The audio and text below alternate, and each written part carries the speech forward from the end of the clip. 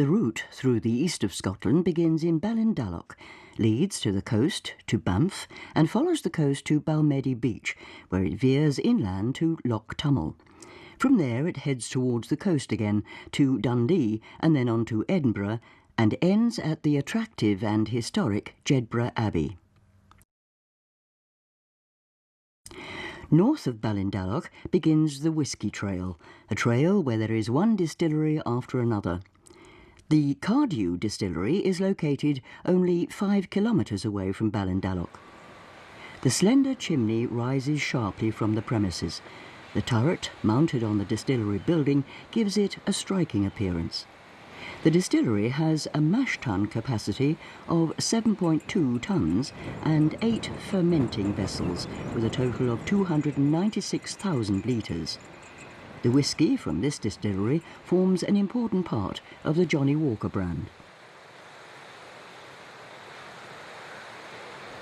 Under its own label, Cardu, both a 12-year-old and a 22-year-old single malt is released. This distillery also produces specialities, such as the Special Cask Reserve, a rare malt which has only been bottled twice, in 1998 and 2000, and a 27-year-old bottled in the year 1999. There were bottlings in the 70s which are now highly collectible. Among whisky drinkers, the Glen Distillery is also famous. This distillery was founded in 1898 by James Grant, opposite another distillery owned by Glen Grant, which were connected via a pipeline. In 1902, it was closed and the pipeline was cut. By 1965, it had been renovated and reopened. 2 years later, it was expanded to incorporate 4 stills. In 1977, it went to the Seagram Company, and finally in 2001 to Pernod, but they closed it the following year and parts of the site were sold off. Today it is back in operation and has a mash tun with 4.6 tonnes of stainless steel and 8 fermenting vessels with a capacity of 184,000 litres. It is in the warehouses at Glen Grant where the whisky matures. Since the distillery didn't go into operation again until 2004, the oldest whisky currently available is 5 years old. The plant can be visited during guided tours. Situated nearby is the Glenfid Distillery, a popular brand among connoisseurs. The plant is a very modern one, although some of the old structures are still present, but are skillfully combined with the modern facilities. There are also multilingual tour guides, because the rush of visitors from many countries is quite large.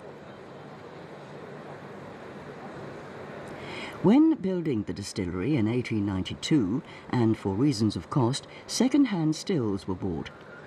In the mid-50s, these were expanded, and the number of stills was increased to 4. 2 more were added later. Today, the distillery has 9 stills, a mash tun, and 10 fermenting vessels made of Douglas fir tree wood.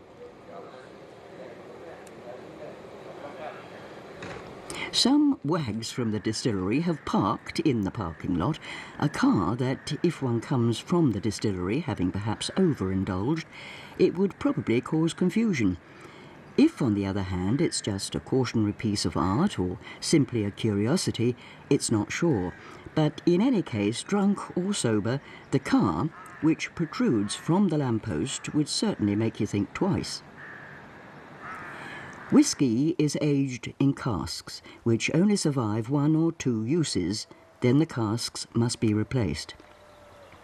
The casks used are never new ones, but come from, and after being used, for the production of sherry or bourbon. New casks will result in a flavour which would be too intense for Scotch whisky, a flavour for which the American bourbon whisky is intentional and characteristic. When the casks for producing bourbon are no longer useful, they are exported to Scotland.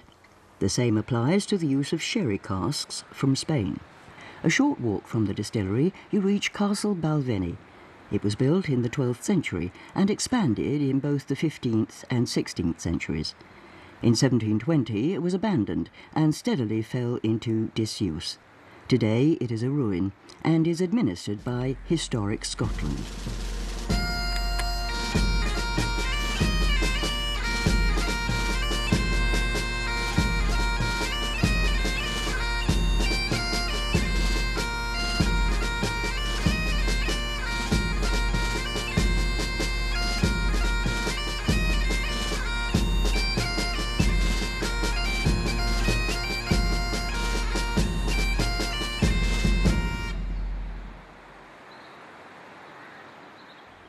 In Keith, there is the famous Strathistler Distillery. It is owned by the Shevass brothers, who produce here the well-known brand Shevass Regal. It was founded in 1786 and is the oldest distillery on the River Spey. In 1836, a fire destroyed large parts of the original plant, and in 1949 it was auctioned off to the Shevass brothers. A black and white cat is the symbol of this distillery. In 1993, a cat was found in a container full of bourbon barrels being imported from America. When the container was opened, a black and white cat lurched out. Not surprisingly, after 4 weeks at sea inside the container, it was malnourished, and the bourbon vapours from the barrels had made her quite dizzy. However, after quarantine, the cat was hired by the company as a mouser at Strathistler. A beautiful nature reserve is situated on the Moray Firth, in which the River Spey flows. Because of the whale sightings here, a variety of water birds can be observed.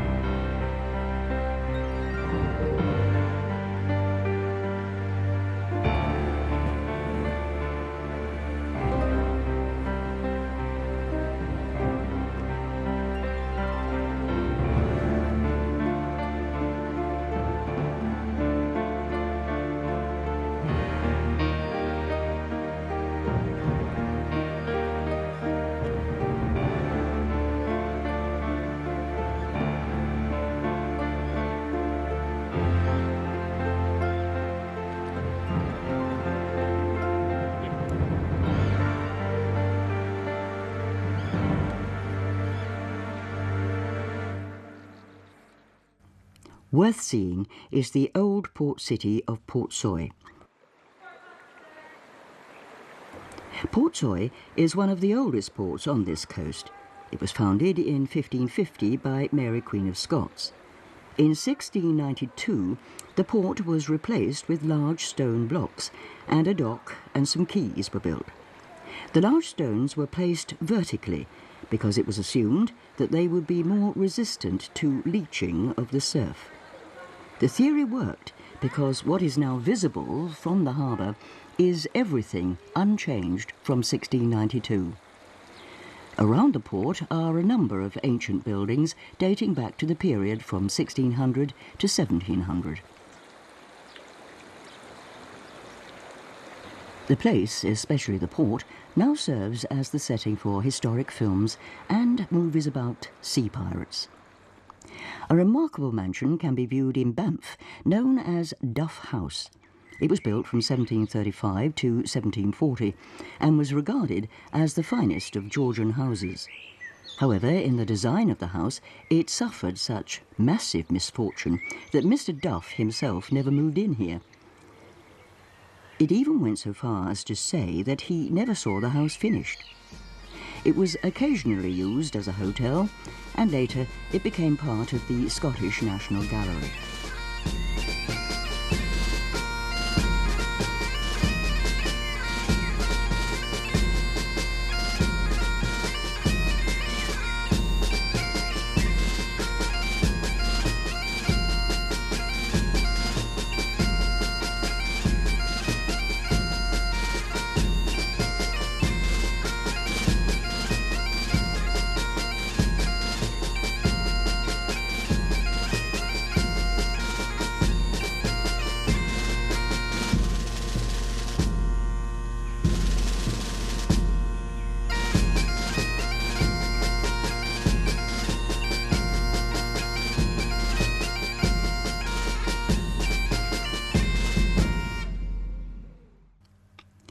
Balmedie Beach is located on the coast, a coastline which has wide sandy beaches and vegetated dunes. The landscape is often used by walkers to rest, and by daring surfers who don't shy away from these cold waters for swimming, because it is very cold here.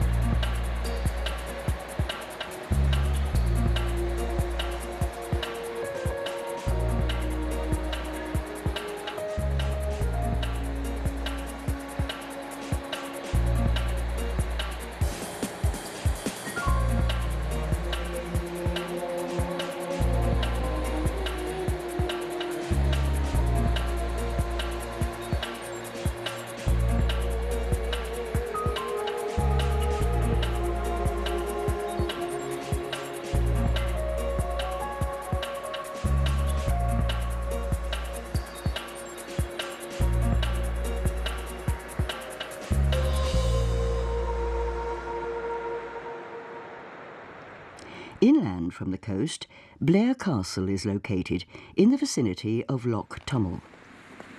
The castle has its roots in the 13th century, and its history goes back 740 years.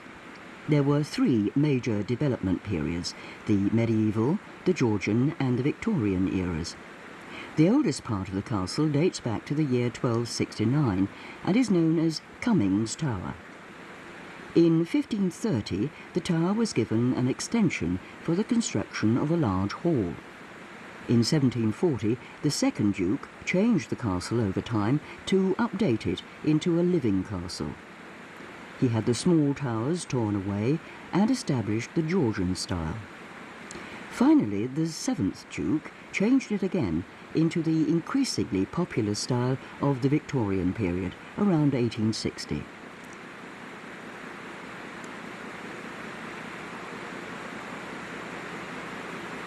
The earlier torn-away turrets were refitted, a new hall was built and a spacious ballroom added, and the modern innovations of the time were introduced, like bathrooms and gas supply. At the turn of the century, the castle was used as a hospital during wartime, and since 1922, the family has lived in private apartments in the castle. Blair Castle is nestled in a huge garden area of 1,000 hectares and has land holdings of approximately 60,000 hectares. Through the property lead walks where peacocks strut, displaying their feathers for the enthusiastic visitors.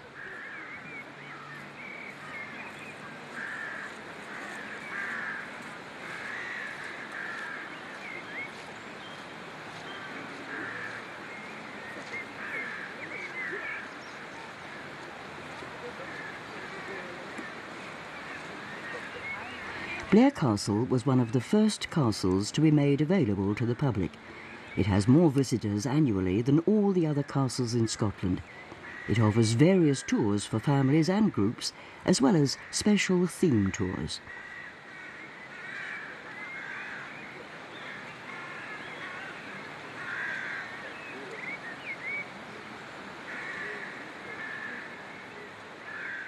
A scenic idyll, which was esteemed by Queen Victoria, is Loch Tummel.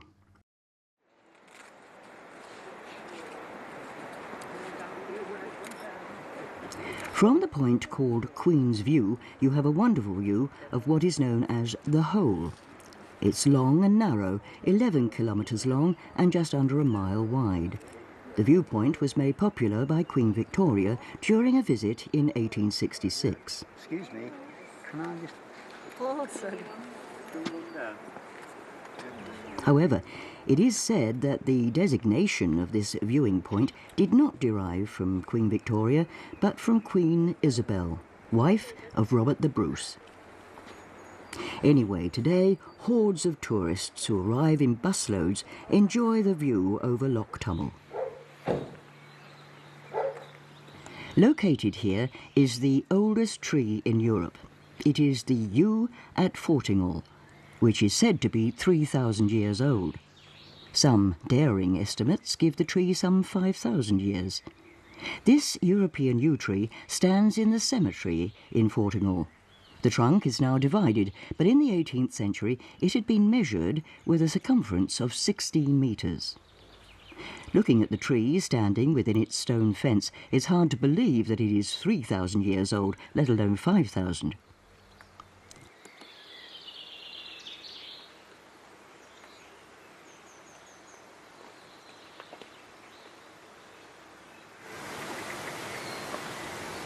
Castle Menzies was originally built in the 16th century and restored by the Menzies. For over 400 years it has been the residence of the Menzies family. It's important historically because Bonnie Prince Charlie, on his way to the Battle of Culloden in 1746, spent the night here. In the course of renovations, an 18th century wing was demolished to make way for a Victorian ballroom. The building is an example of the transition from a fortified castle into a residential palace. In recent times, the castle also recorded another famous guest, the Maharaja Singh of the Punjab, who spent a few days here during his stay in Britain.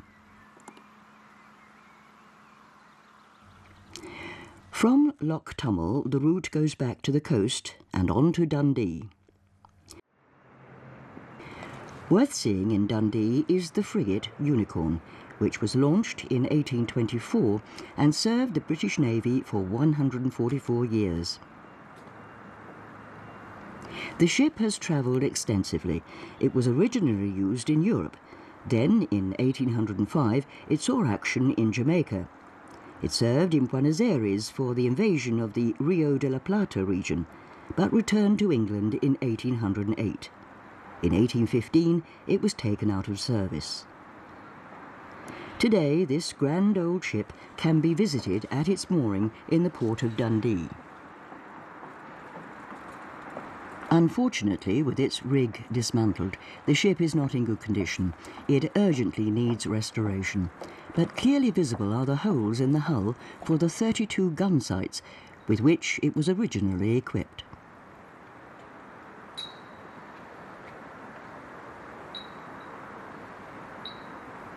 The name Unicorn was given the frigate after its figurehead, a white painted wooden unicorn at the front or bow of the vessel. Another famous ship in Dundee, which you shouldn't miss, is the Discovery. This was the expedition ship which took Scott and his team to the Antarctic.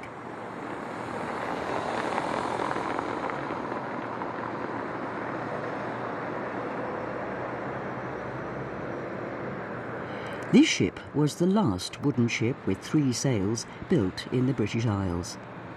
In March 1901, it sailed from its launching site here to the Antarctic. It was specially designed for such a mission. Important was the emphasis placed on a particular firm outer shell in the form of several superimposed planks made from selected hardwoods which would be strong enough to brave the elements and the dangers of ice and freezing water.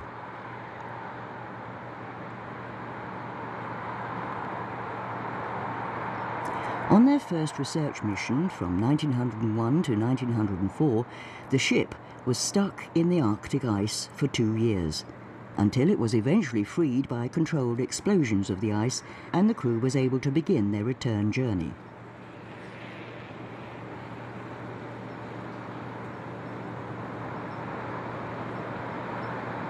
Due to serious financial problems of the Antarctic expedition, the ship was sold in 1905 to the Hudson Bay Company. It became a transport ship, sailing from London to Hudson Bay in Canada. During World War I, it was used to transport ammunition to Russia, and later, during that period, in 1917, it was used in support of the White Guards during the Russian Revolution. Due to ageing, it increasingly lost its appeal as a charter vessel and was retired in the early 1920s. A special attraction in Dundee is the Tay Railway Bridge. It's a more than 3-kilometre-long railway bridge at the mouth of the River Tay. With the construction of the bridge during the years 1871 to 1877 was introduced the iron cast technique. Never before this time had anyone dared to use this iron cast technique for such dimensions. The bridge had to accommodate a height of 30 metres above the high water mark to allow for the passage of the then largest sailing vessels. But the bridge became famous not for its engineering brilliance, but by a terrible disaster. In 1879, a mail train was crossing the bridge during a severe storm when it collapsed. It was the middle of the bridge which collapsed under the weight of the train, and the bridge and the train fell into the water. 70 people were killed. It later turned out that the designers did not sufficiently take into account the wind forces. It was also learned that cast iron itself is not completely suitable for bridge construction. In 1887, the bridge was completely rebuilt from scratch. A pretty little school and famous university town is that of St Andrews. This university was founded in 1411 and is the oldest university in Scotland. From the mid-16th century, they already had here 3 colleges, St Salvador dating from 1450, St Leonard's from 1511 and St Mary's from 1538. The University Chapel was completed in 1450, and no matter from which direction you approach St Andrews, you will see the tower of the church protruding over the roofs of the surrounding area. Glorious is the side-mounted arcade. It's designed like an open aisle. In the 19th century, the university made remarkable progress in the development of teaching and research in the arts. It also excelled in the fields of biology and physics. In 1897, it collaborated with the universities of the Academic Centre of Dundee. They were all concerned with furthering the progress in the field of medicine. Worth seeing at the sea cliff is St Andrews Castle. There had already been a fortress here since 1189 in which the bishops resided and had formed the religious centre before the Protestant Reformation. During this period, it also served as a prison. The most prominent inmate was Archbishop Patrick Graham, who was imprisoned here in 1478 in his own castle, in what we today would call house arrest. Near the castle are the ruins of the cathedral.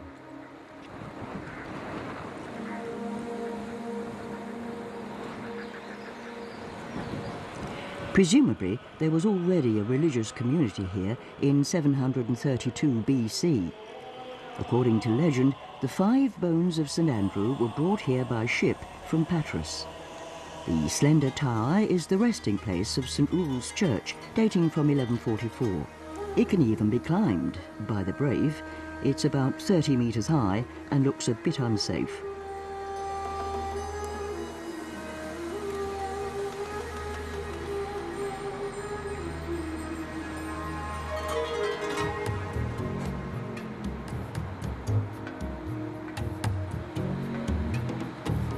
The construction was begun in 1160.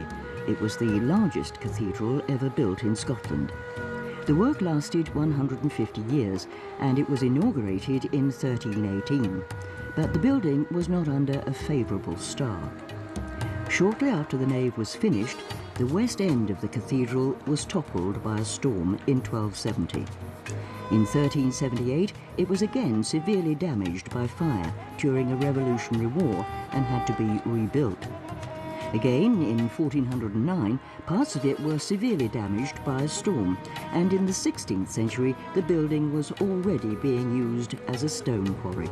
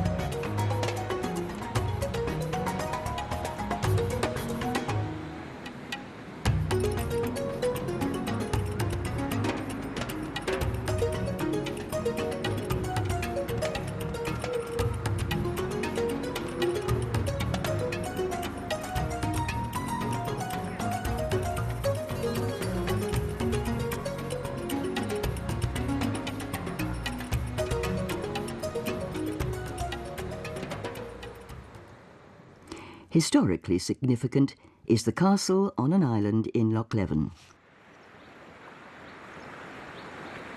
Loch Levven Castle was built around 1300 and therefore was probably involved in the Scottish War of Independence, 1296 to 1357. In the late 14th century, it came as a gift to William Douglas and stayed for 300 years in the Douglas possession. Mary Queen of Scots was imprisoned here from 1567 to 1568 and had to abdicate before she could flee. In 1675, it was bought by Sir William Bruce, but was never used as a residence. The castle and the outer walls almost cover the whole island. The size of today's island was only calculated in the 19th century because the water defence of the Leven River, the water level, has been significantly reduced. The castle includes a rectangular courtyard surrounded by a wall with a tower at one corner and a round tower on the opposite corner. The buildings are only built on two sides. The tower is 11 by 10 feet in plan and has 5 floors. The castle can be visited only in summer and is reachable only by ferry.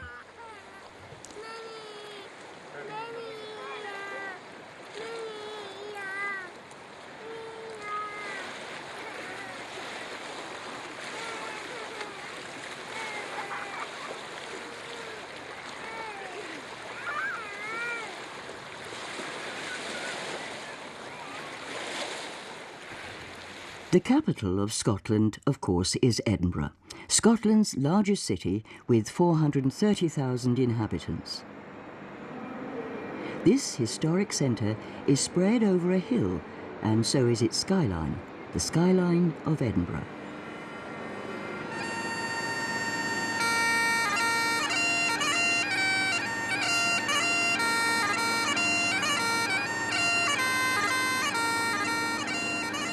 At the highest point of the hill, the dominant feature is Edinburgh Castle, overlooking the city with grandeur.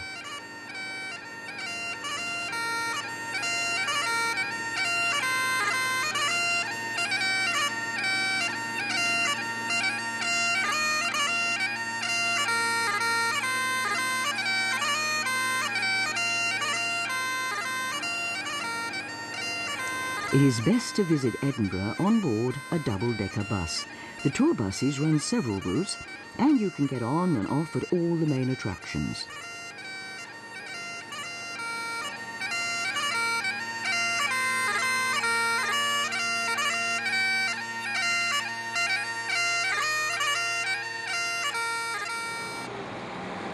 The St John's Church was built in just 2 years.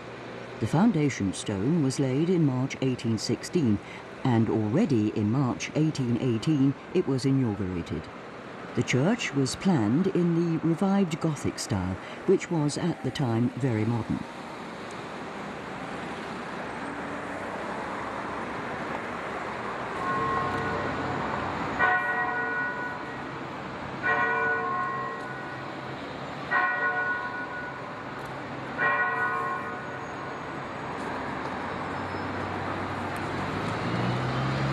Located not far from St John's Church is St Cuthbert's Church.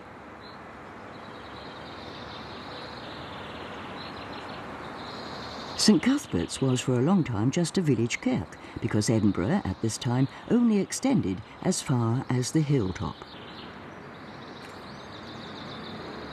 The foundation of the church dates back to a legend that St Cuthbert of Melrose Abbey came here and stayed in a cave, where the church was later built.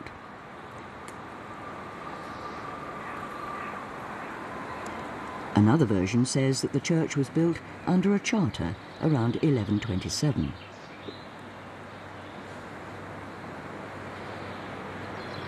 The area around the church had already been for 1,000 years a Christian burial place.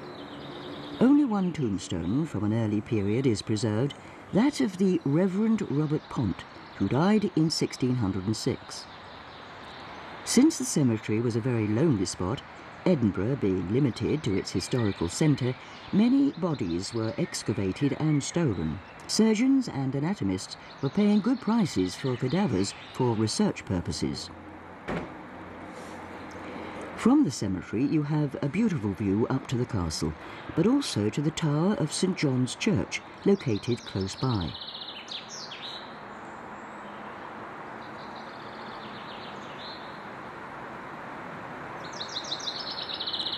A wonderful place at the foot of the castle is the Grass Market. The market lies at the foot of what was the extent of the old city at the top of the hill. Here it was easier for cattle and horse and carts to get to the market without having to climb the hill. For this reason there has been a market here since 1300.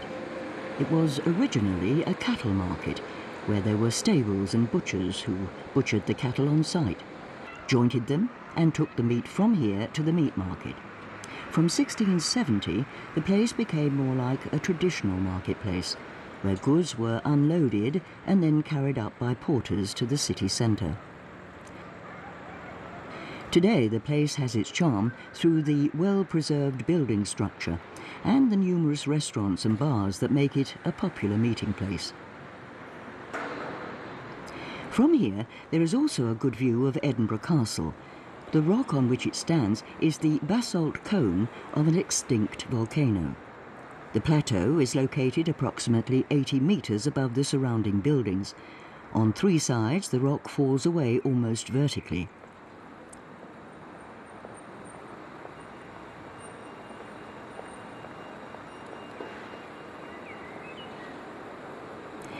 Those who don't want to climb up by foot can take a bus from the Grass Market, just 3 stops up to the centre. From the castle there extends the Royal Mile to Holyrood Palace. It's the main axis of the city and shopping promenade in Edinburgh. Here you'll find the most historic buildings of the city. Today's Edinburgh Festival Office, called the Hub, was originally the Highland Tollbooth Church. It was built from 1842 to 1845 in the Gothic Revival style. Because of the union of the Church of Scotland and the United Free Church, the church was closed in 1979. The building, having stood empty for several years, was then used as a meeting room for the Scottish Parliament. After construction of the new Parliament building, it was converted to become the festival headquarters. The lower gates of Edinburgh Castle were added in 1888 as a cosmetic touch. The statues at the side doors of Robert the Bruce and William Wallace were added in 1929. Before the gates there is the Parade Square, the Esplanade.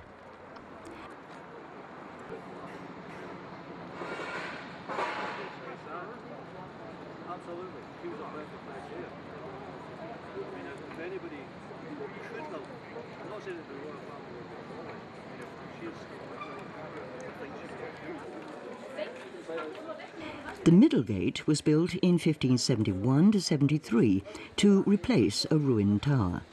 The top part was completed in 1584.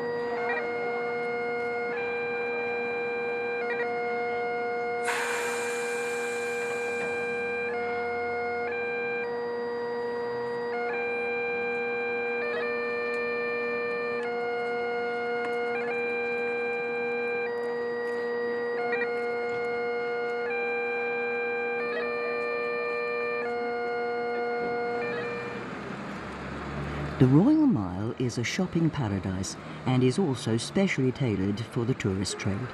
Here you'll find all kinds of souvenirs, from traditional kilts to shorts printed with the Scottish flag of St Andrew.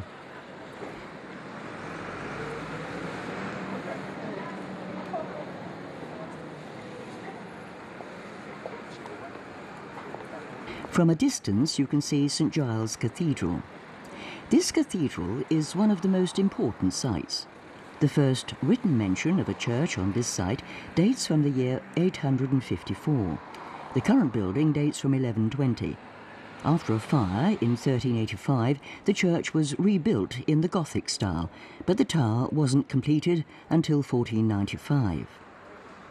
In the 16th century, it was the workplace of the reformer John Knox.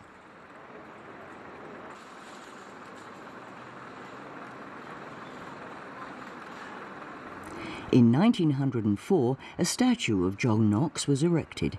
It was created by the sculptor MacGillivray.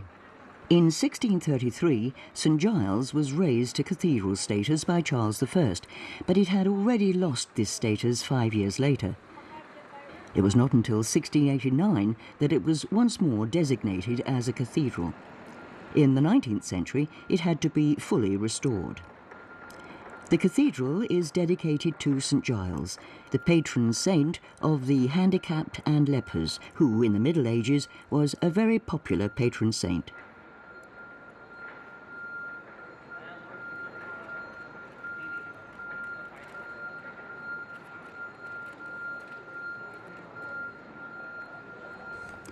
The main entrance looks almost overloaded. Numerous representational figurines adorn the gate. The figures are a masterpiece of Scottish masonry.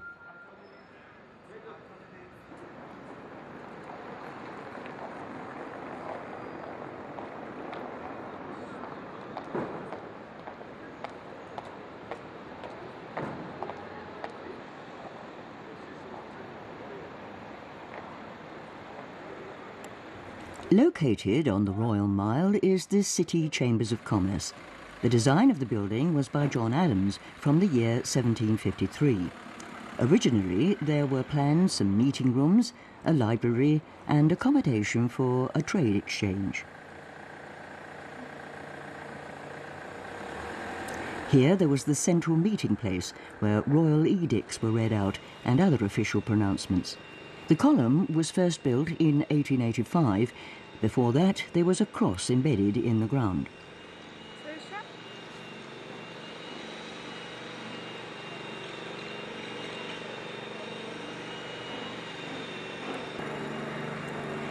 The Tron Church actually came about because of the bishop's controversy in the 17th century, when St Giles was raised to cathedral status.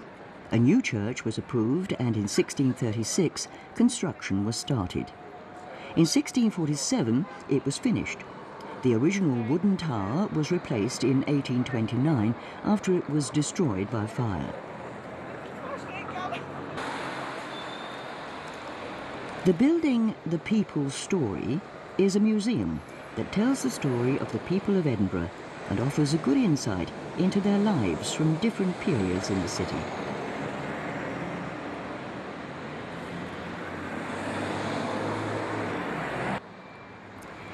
The Palace of Holyroodhouse has always played a central role in the history of Scotland ever since its inception as an Augustinian monastery by King David 900 years ago. James V had it remodelled and added a tower. His daughter, Mary Queen of Scots, took the palace as her residence, and it is the scene where the infamous tragedies took place, such as the assassination of her secretary Rizzio in 1566. Today, the palace is the official residence of Queen Elizabeth II when in Edinburgh. The palace is only occasionally open because if the Queen is in residence, it is closed to the public.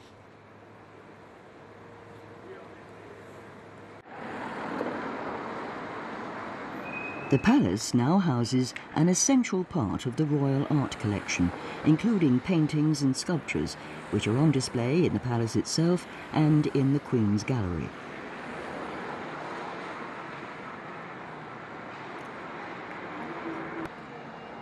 The architect for the new Scottish Parliament was chosen from a design competition held in 1998. The draft of the winning entry from Enrique Miralles from Barcelona was finally implemented. The design for the roof is an inverted vessel. Ulrich Miralis died in July 2000, just months after the project began. The Secretary of State, who had chosen the architect, died the same year. The result was that it sparked off numerous debates and delays, and that pushed up the cost. Finally, the building was finished, 3 years overdue and 10 times higher in cost. It was opened by the Queen in 2004. Whatever else you do, you should at least take a ride on a bus from here, which nicely runs off a scheduled tour.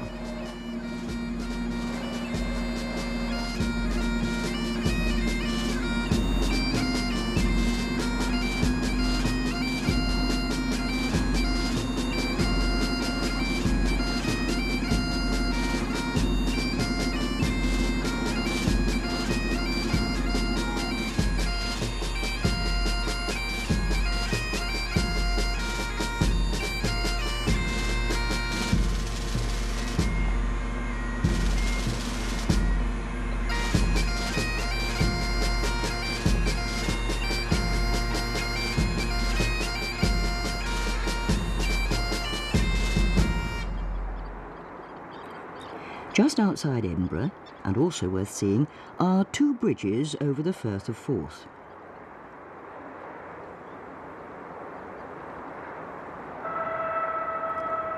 (1879) saw the beginning of the famous Forth Railway Bridge. Plans for this, by the engineer Sir Thomas Bush, were stopped after his early bridge over the Tay had collapsed earlier that year with the loss of 70 lives. In parallel to this railway bridge, the road bridge crosses the river.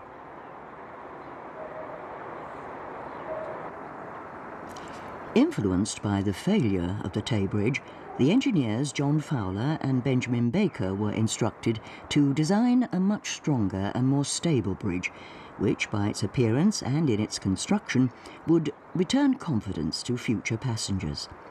The result will be a completely new design in the form of a cantilever bridge that could handle larger loads. After 7 years of construction, the bridge was officially opened in 1890. It is 2.5 kilometres long and consists of 3 massive, each 110 metres high, diamond-shaped trusses. The train runs at 50 metres above the water so that ship navigation may continue to pass under. The span between the pillars is 521 metres. The entire construction consists of 54,000 tonnes of steel and is held together by 6.5 million rivets.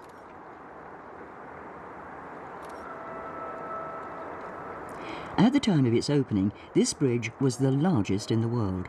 The magnitude of this unique design proved itself over the years as an excellent choice.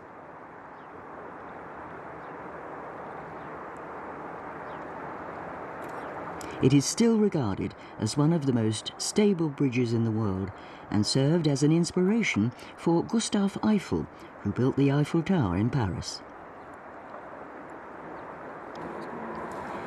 The parallel road bridge is a highway bridge which was built from 1958 to 1964 and was the largest of its kind then, consisting of nearly 47,000 tonnes of steel. It was opened to traffic in 1964. Before the opening of the bridge, ferries operated the crossing with a traffic capacity of 600,000 cars, 200,000 trucks and 1.5 million people per year.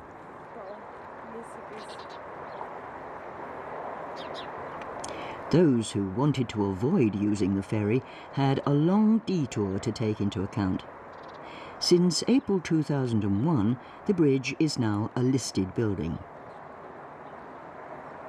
The Royal Yacht Britannia is situated outside Edinburgh. She was the 83rd Royal Yacht since the one used by King Charles II in 1660. It was built at John Brown's shipyard in Glasgow.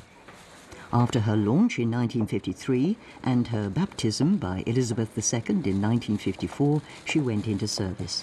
The yacht was designed so that it could be rebuilt in the event of war to act as a hospital ship. During her service, she has carried the Queen and her family abroad to 696 destinations and to 272 visits around the UK. Prince Charles and Princess Diana spent their honeymoon in 1981 on board the Britannia.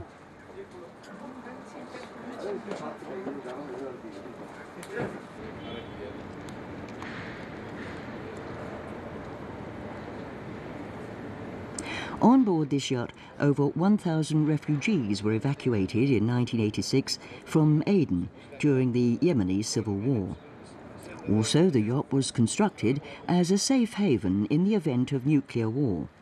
In 1997, in their election manifesto, the Conservative Party under John Major promoted the exchange of the Britannia for a modern vessel.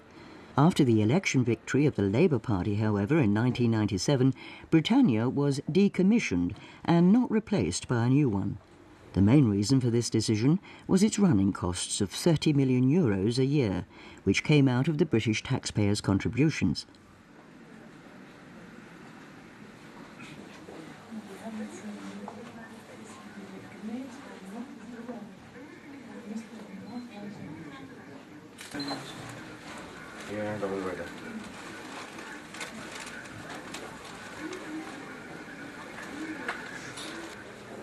The last official mission for the Britannia was to bring together Chris Patten, the last British governor of Hong Kong, and Prince Charles after the handover of the colony back to China.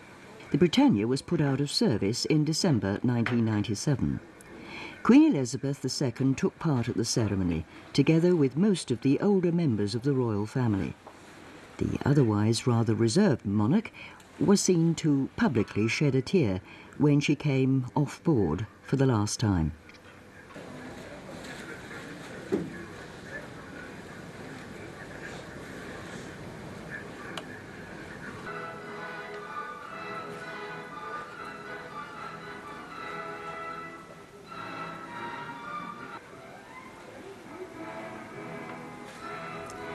The Britannia is now a museum and is complemented by an exhibition on the history and construction of the vessel. The yacht can also be rented now for conferences and banquets, so it's still earning its keep. In 2006, the Swiss Hollywood star Ursula Andress, the first Bond girl, celebrated her 70th birthday on the Britannia. Also worth seeing is the Seabird Centre in North Berwick.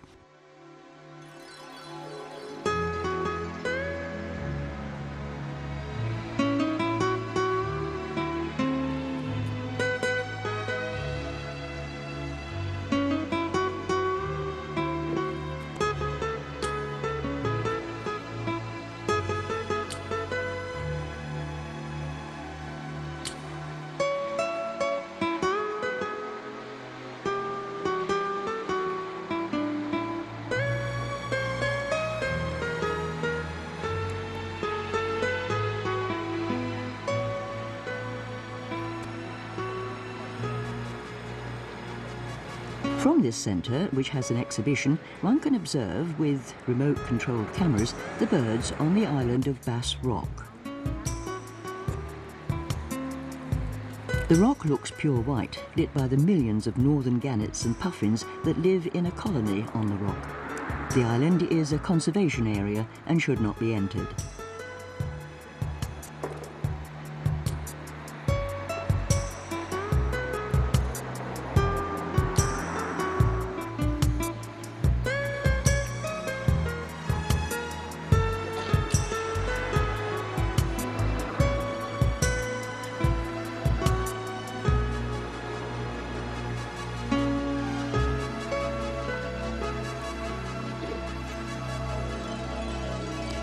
South of Berwick are a number of monasteries, including Melrose Abbey.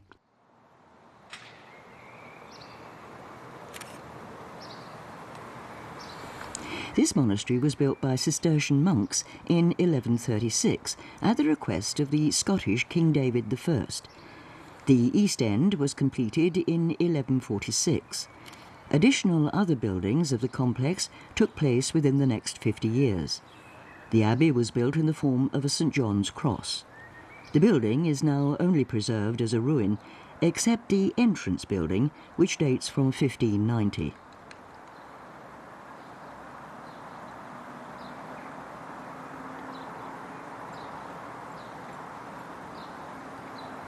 Alexander II of Scotland and other Scottish kings are buried here. The embalmed heart of Robert the Bruce is supposedly buried in the monastery grounds after it was returned from the Crusades.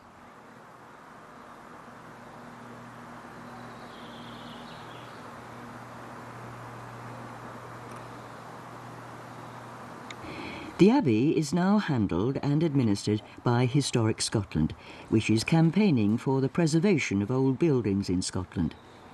The Abbey is known for its many carved stones, showing saints, dragons, gargoyles and plants. Already in the 6th century there was an old abbey here, about 2 miles from the convent, which was destroyed by Kenneth I of Scotland in 839. King David I wanted the new abbey built in the same place, but the monks argued that there was no suitable land for agriculture and chose the present location. Slowly, a small town grew up around the abbey. In 1322, the city and large parts of the abbey were destroyed.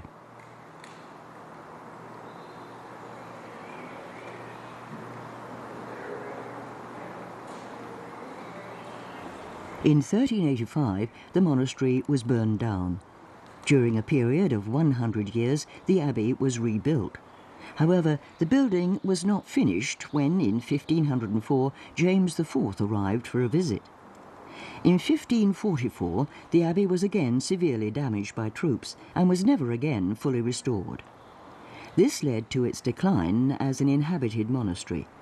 The last monk of Melrose died in 1590.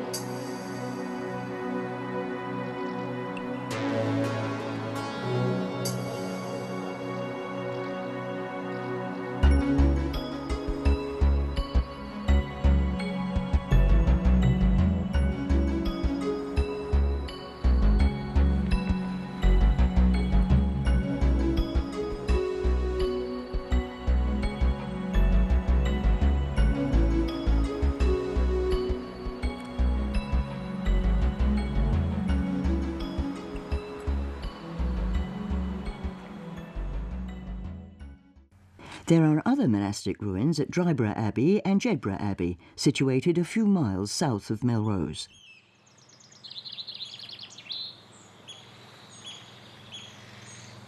Dryborough was founded in 1150 by the pre-Monstratensians. Annick monks built the monastery on the land that belonged to Hugh de Morville, the father of one of the murderers of St Thomas of Becket. In 1322, it was burned by English troops, then built up again and supported by Robert the Bruce. In 1385 it was again burnt down, but flourished in the 15th century once more. It was finally destroyed in 1544, so today there are only the ruins to be visited.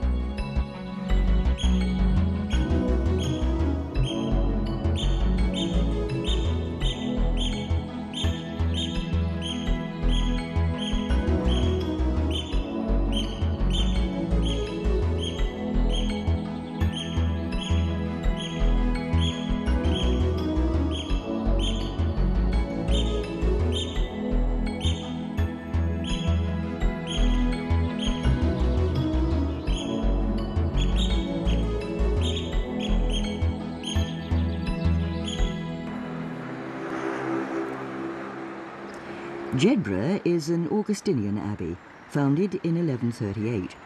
The monks probably came from the monastery of St. Quentin in France. Numerous destructions and the Protestant Reformation in 1560 led ultimately to the downfall of the abbey.